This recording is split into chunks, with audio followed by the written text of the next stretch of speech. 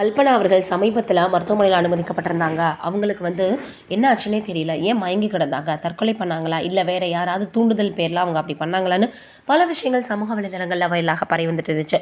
ஆனால் இதுக்கெல்லாம் முற்றுப்புள்ளி வைக்கக்கூடிய வகையில் பாடகி கல்பனா தன்னுடைய உடல்நலம் சரியானதுமே ஒரு வீடியோ வெளியிட்டிருந்தாங்க.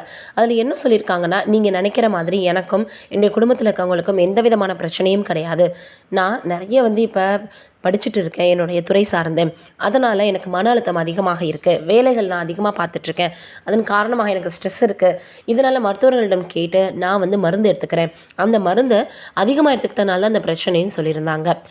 இப்போ இன்னொரு பக்கம் அவங்க உடுத்தின உடைகள், அதற்கப்புறம் அவங்க பயன்படுத்தின பொருள்கள் எல்லாத்தையுமே அவங்க தூக்கி வெளியே போட்டிருக்காங்களா. காரணம், பொதுவாக ஒரு சிலர் என்ன பண்ணுவாங்கன்னா, ஹாஸ்பிட்டல் போயிட்டு வராங்கன்னா அங்கே இருந்த யூஸ் பண்ண எல்லா உடைமைகளையுமே தூக்கி வெளியே எறிஞ்சிருவாங்க. இப்போ அப்படி தான் கல்பனாவோட இதை தூக்கி எறிஞ்சிருக்காங்களா. இந்த விஷயம் இப்போ வெளியாகி இருக்குது.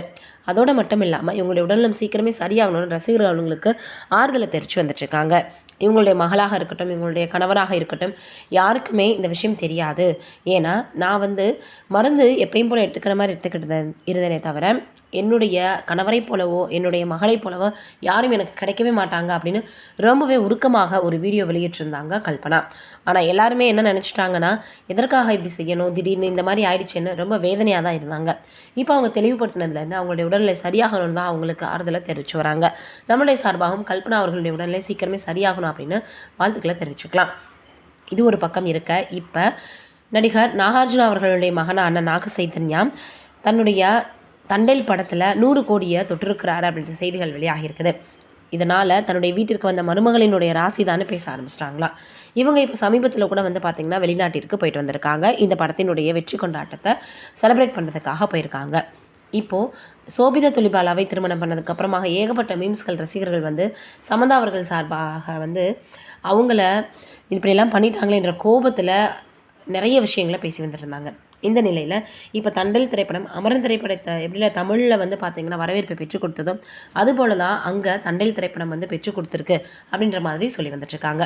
இதனால் மிகப்பெரிய அளவில் இப்போது நாக சைத்தன்யா அவர்களுக்கு வாழ்த்துக்களை தெரிவித்து வந்துட்டுருக்காங்க. அதோடு மட்டும் இல்லாமல் அவருடைய இப்போ நடிச்சிட்டு இருக்கக்கூடிய சினிமா வரலாற்றிலே அவருக்கு இதுதான் முதல் வசூலில் 100 கோடி அப்படின்ற மாதிரியாக தெரிய வந்திருக்கு.